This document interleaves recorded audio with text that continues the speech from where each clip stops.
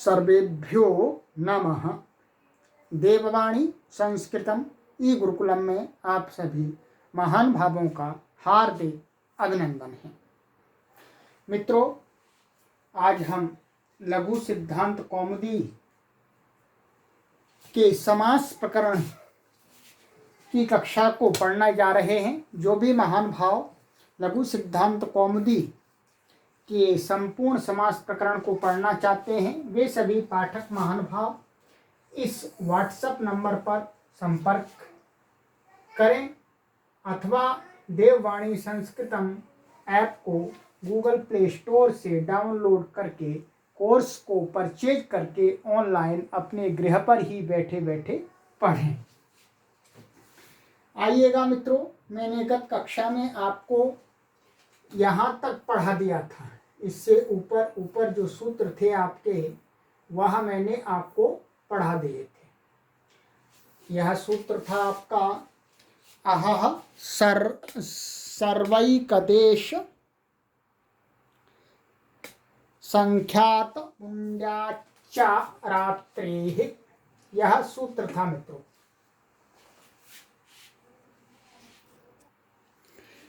चलिए अब इससे आगे आचार्य वरदराज महाराज जी कहते हैं, एक सूत्र आपके लिए उपस्थित करते हैं।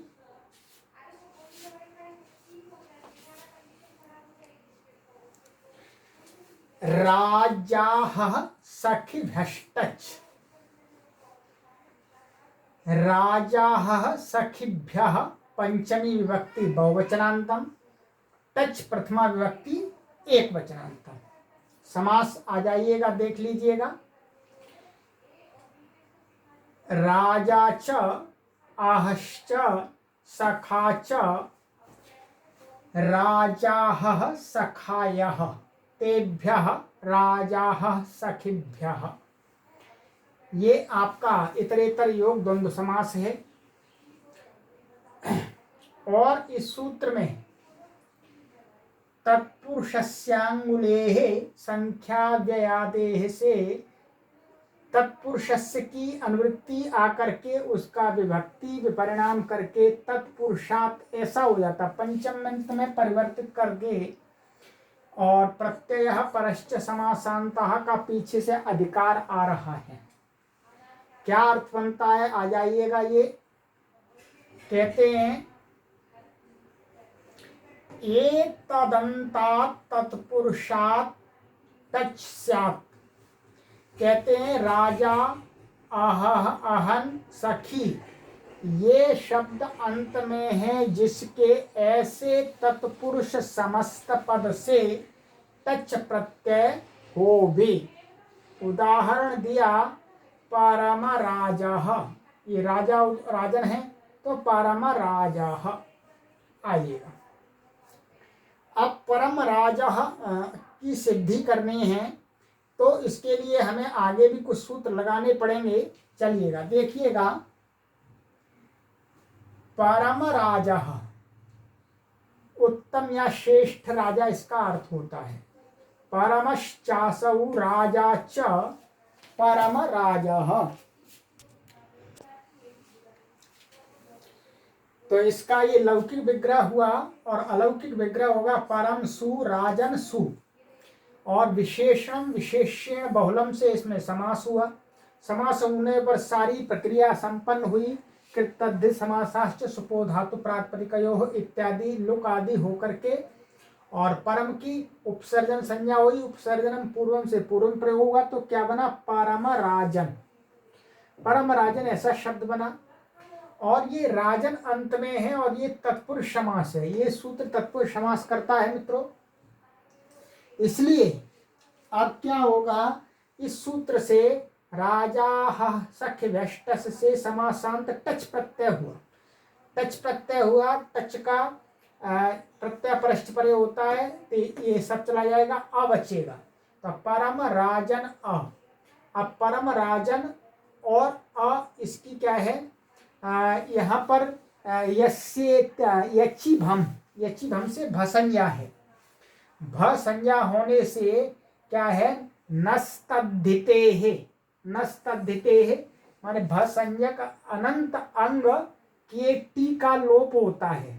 तो न अनंत नहीं, नकारांत अंग का, तो ये नकारांत अंग है, तो इसके टी का लोप हुआ। टी क्या है? अचोन्तज टी, माने अचों के मध्य में जो अंतिम अच वह है आदि में जिसकी, तो अन भाग की टी संज्ञा हुई, तो टी का लोप हुआ, तो अन का लोप हो गया। इस अन का लोप होकर के क्या बना? परम राज अ, और मिलाकर के क्या बना? परम राज, और सु आदि विभक्ति आकर के परम राजा, ये सिद्ध हो गया। तो इसमें परम राजन से टच प्रत्यय होकर के ये ह्रस्वकारांत शब्द बन गया। पहले ये नकारांत था। अब इसके राम के समान इसके रूप चलेंगे, परम राजा, ठीक है, चलिएगा।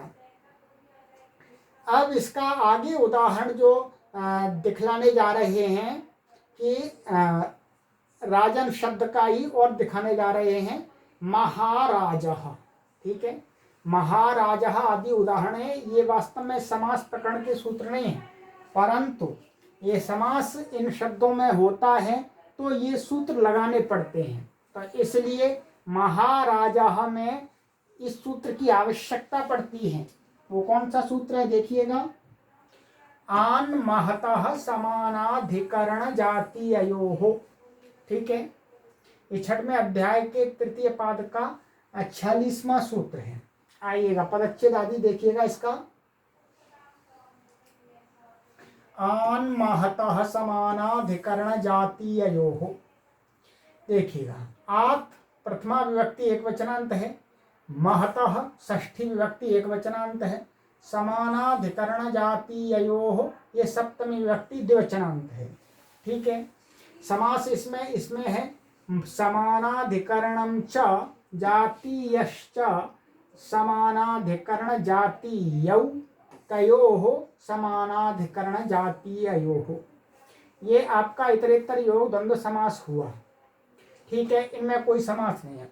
अनुवृत्ति सूत्र में आलुग उत्तर पदे से उत्तर पदे की अनुवृत्ति आती है, ठीक है। तो अब इसका क्या अर्थ बनता है देखिएगा, आइएगा। कहते हैं महतः आकारः अन्तादेशः स्यात् समानाधिकरणे उत्तर पदे जातीये च परे, ठीक है। सरल अर्थ है, महत शब्द, जो महत शब्द है उसको आकार आदेश हो जाता है, दीर्घ आकार अंत अंत को होता है, मैं त के स्थान में होता है। स्यात् होवे, सकब समानाधिकरण उत्तर पद, माने उस समानाधिकरण कोई उत्तर पद हो, ठीक है, और अथवा जातीय, एक जातीय प्रत्यय उस प्रत्यय के परे रहने पर। तो पहले समानाधिकरण का देखते हैं, महाराजा, ठीक है, ये इसका उदाहरण है समानाधिकरण का। और प्रकार वचने जातीय से जातीय प्रत्यय का आगे उदाहरण है महाप्रकारो महाजातीयः, ठीक है, ये उदाहरण महाजातीय प्रत्यय का है इस सूत्र का। चलिए देखिएगा, आइएगा सिद्धि देखते हैं।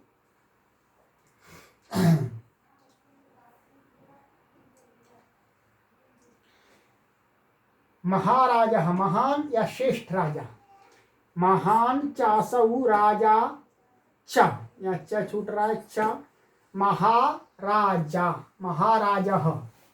तो ये लौकिक विग्रह हुआ, अलौकिक विग्रह हुआ महत सु राजन सु, ठीक है।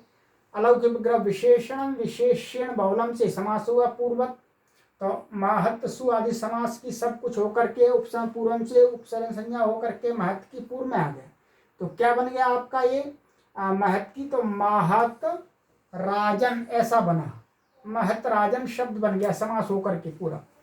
अब इस सूत्र से क्या है, ये वही महान है वही राजा है, तो ये समानाधिकरण है, उत्तर पद भी है, तो इसके परे रहते महत शब्द के तकार को इस सूत्र से आन महतः समानाधिकरण जातीयोः से क्या हुआ, तकार के स्थान में आकार आदेश हो गए। आकार आदेश होकर क्या, महा और त के साथ आ, और यहाँ का सवर्ण दीर्घ लगा देंगे, महा, तो महाराजन ऐसा बन गया।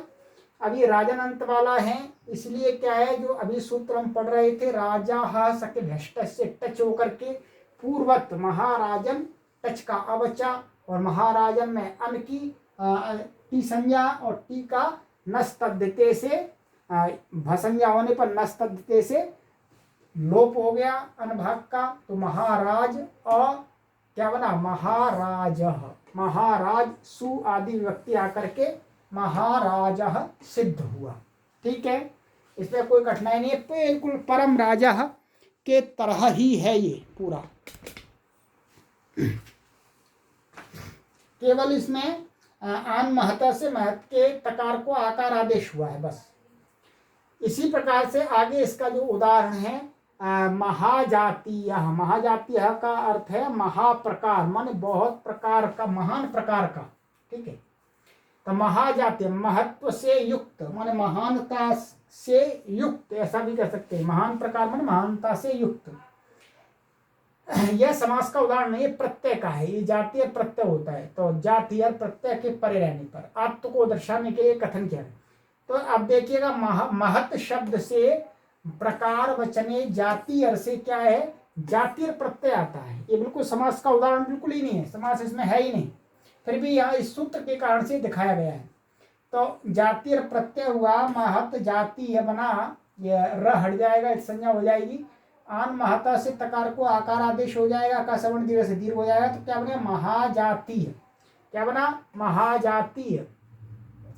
तो और स्वादि उत्पत्ति होकर के महाजातीय ये बन गया आपका। इसमें कोई नई चीज नहीं है, कुछ समास आदि नहीं है। ठीक है, ये आपका महाजातीय बन गया। अब इसी से संबंधित, ये भी क्या है, वास्तव में समास से संबंधित नहीं है, फिर भी ये आन महत्व से संबंध, आकार संबंधी है। चलिएगा, ये है आपका लघु सिद्धांत कौमुदी सूत्र संख्या 960। द्व्यष्टनः संख्यायामहु म बहुव्रीह्यशीत्योः। ठीक है, द्व्यष्टनः संख्यायाम म बहुव्रीह्यशीत्योः 6वें अध्याय के तीसरे पाद का 47वां ये सूत्र है मित्रों। आइएगा, इसका भी पदच्छेद देखते हैं।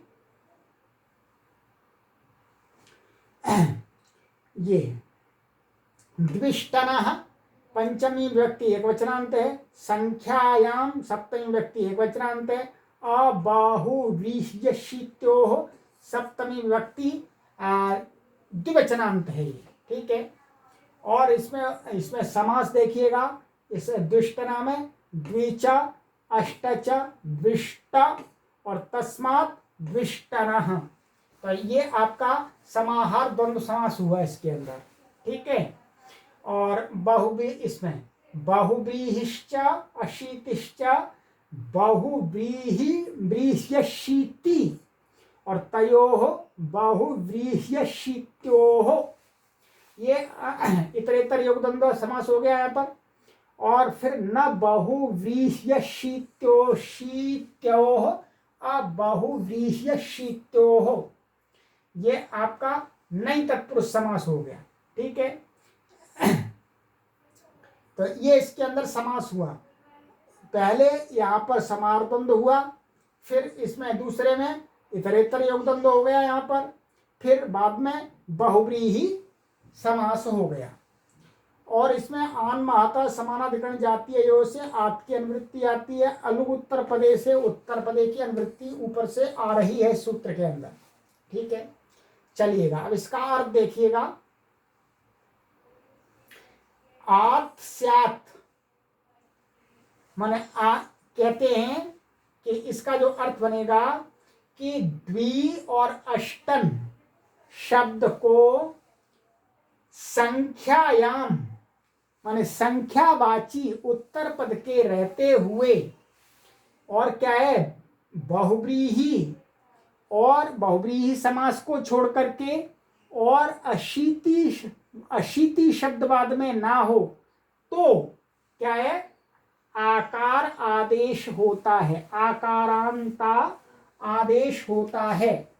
तो दीर्घ आकारांत आदेश हो जाता है। यहां तो इतना ही लिख दिया, आत स्यात्।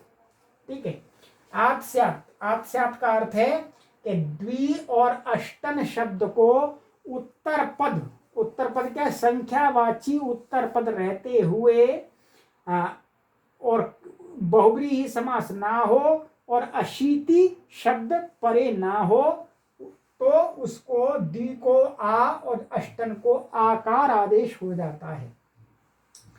उदाहरण देखिए, द्वौ च दश च द्वादश अष्टाविंशतिः, ये इसके दो उदाहरण हैं, एक ये और एक ये। आइएगा थोड़ा सा देखते हैं यहाँ पर। यही इसका अर्थ देखिएगा, लिखिए हिंदी में लिखाया, द्वि और अष्टन शब्दों को आकार अंतादेश होता है, संख्यावाचक शब्द उत्तर पद में न हो। ठीक है। और हाँ, संख्यावाचक शब्द उत्तर पद में हो तो, किंतु बहुब्रीहि समास और उत्तर पद के परे रहने पर यह कार्य नहीं होता है। तो क्या है, अशीति शब्द या हिंदी में भूल रहे हैं, अशीति शब्द भी नहीं होना चाहिए।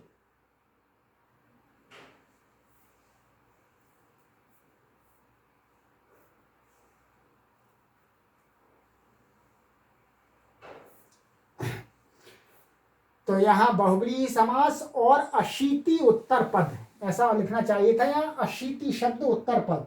ठीक है, ऊपर सूत्र में यहाँ अशीति और लिखना चाहिए, अशीति। ठीक है, अब देखिएगा उदाहरण है द्वादश और द्वौ च दश च, ये लौकिक विग्रह हुआ। समास के अलौकिक विग्रह द्वि औ दशन जस, और ये चार थे द्वंद्व से समास हुआ, जो समास हम आगे पढ़ने वाले हैं। ठीक है, लुक आदि होकर के क्या बना आपका, द्विदशन। द्विदशन बना तो ये दशन शब्द बाद में है संख्यावाची और पूर्व में द्विशब्द है, तो द्व्यष्टन है संख्यायाम बहुव्रीहि शीत्यों से क्या हुआ, द्वि के ई के स्थान में आकार आदेश होकर के द्वादशन बना। ठीक है, द्वादशन बना और ये बहुवचनांत अर्थाधिक को कहता है, तो इसलिए क्या है, इससे द्वादशन से जस आएगा, द्वादशन से जस प्रत्यय आएगा बहुवचन का। तो ये क्या है, नकारांत, इसलिए श्रांता षट से इसकी षट संज्ञा होती है।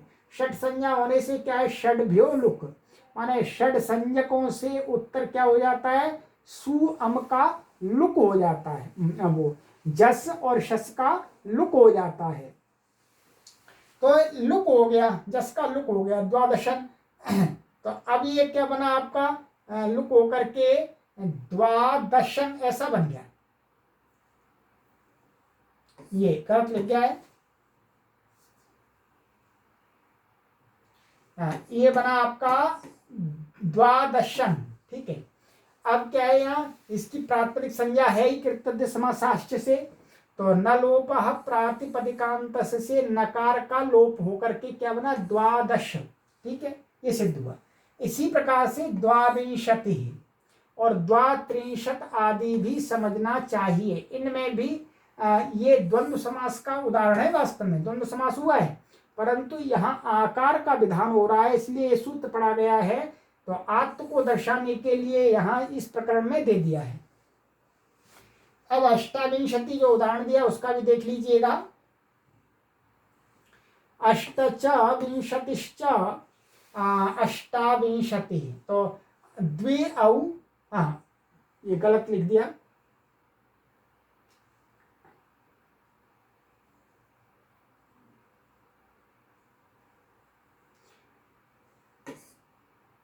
यहाँ ये बिल्कुल गलत लिख दिया, यहाँ होना चाहिए अष्टन और जस। ठीक है, अष्टन जस, पुस्तक में छपने में ऐसा हो जाता है विंशतिषु, क्योंकि विंशति हमेशा एक वचनांत है। तो चार थे द्वंद्व से इसमें समास हुआ, समास होकर के सब विभक्ति आदि का लोप होकर के क्या है, जो अष्टन शब्द है, अष्टन शब्द है, इसको क्या है, अल्पाचतरम, वहां आगे प्रकरण में है समास के में, तो अल्पच वाले पद अष्टन का पूर्व में प्रयोग हो गया, क्योंकि जो द्वंद्व समास होता है उसमें उपसर्ग संज्ञा दोनों पदों की होती है। तो किसको पूर्व में रखें, तो कह दिया जिसमें कम अच होते हैं उसको पूर्व में रखेंगे। तो अष्टन में कम अच है और विंशति में अधिक अच है, इसमें दो है इसमें तीन है, इसलिए अष्टन शब्द पूर्व में आ गया। तो अष्टन विंशति ऐसा हुआ। अब इसमें द्विष्टनः संख्यायाम बहुव्रीहि शीत्यों से अष्टन के नकार के स्थान में आकार हो गया। ठीक है, आगे संख्यावाची पर है तो आकार होकर के सवर्ण दीर्घ होकर के क्या बना, अष्टाविंशति, ऐसा बन गया। और ये शब्द हमेशा विंशति आदि है, विंशति त्रिंशत आदि है, हमेशा एक वचन में होते, कहते तो अनेकों हैं परंतु इनका वचन एक है, एक वचनांत ही होता है। तो अतः सुविभक्ति आई और उसको रुत्व आदि होकर के विसर्ग होकर के क्या बना, अष्टाविंशति। ठीक है, ये सरल है पूरा। तो ये अष्टाविंशति ही आपका सिद्ध हो गया। तो इसके दो ही उदाहरण दिए हैं, ये द्वादश और अष्टाविंशति। अब त्रेस्त्रयः, आगे इसी से संबंधित और सूत्र है त्रेस्त्रयः। ये भी 6वें अध्याय के तीसरे पाद का 48वां सूत्र है। आइएगा, इसका भी पदच्छेद विभक्ति देखिएगा।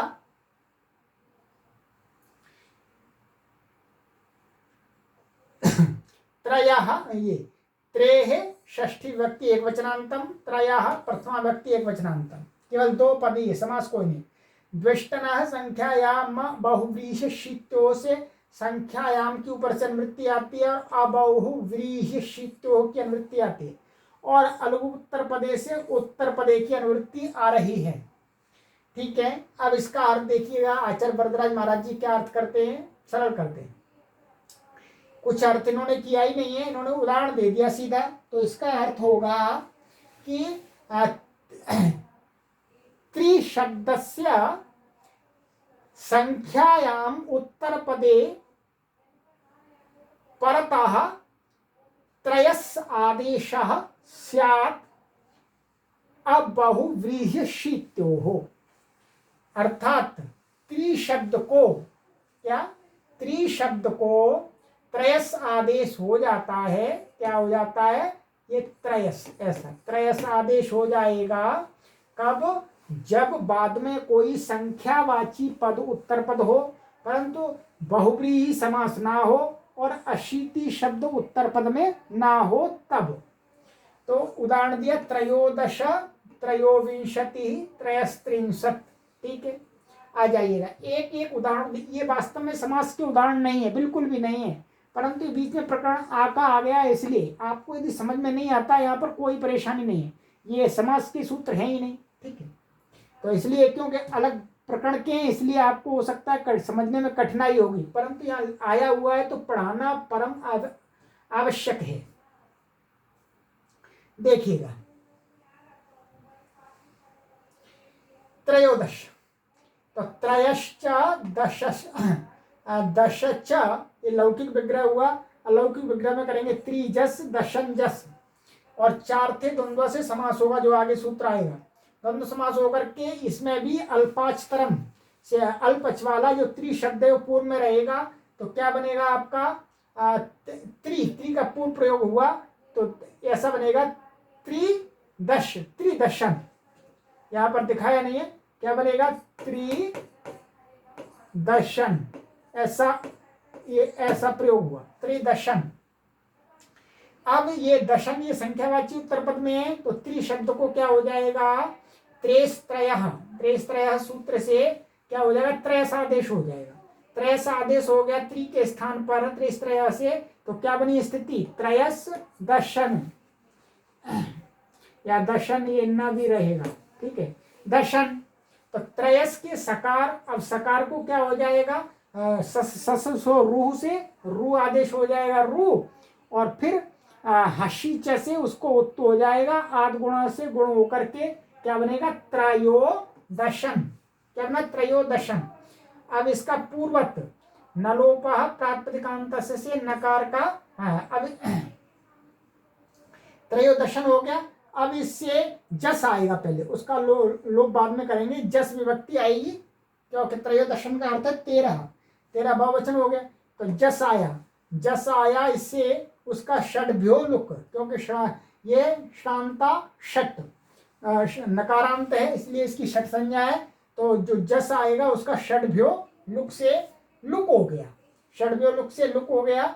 लुक हुआ तो लुक होने पर फिर क्या है, प्रत्यलोप, प्रत्यलक्षण से सुप्तिगंतम पदम से पद संज्ञा हो गई, और पद संज्ञा होने पर क्या है, नलोपः प्रातिपदिकांतस्य से नकार का लोप हो गया, अंतिम नकार का, तो क्या बना, त्रयोदश सिद्ध हुआ। ठीक है, इसी प्रकार त्रयोविंशति, इसको भी देखिएगा, त्रयोविंशति 23, त्रयश्च विंशतिश्च, ठीक है, ये लौकिक विग्रह हुआ आपका, और अलौकिक विग्रह त्रिजस विंशति सु, क्योंकि विंशति शब्द नित्य एक वचनांत है इसलिए सु आएगा। कहता तो 20 को है, अनेक को, परंतु ये इसका जो नित्य लिंग है वो वचन है, वो एक वचन है।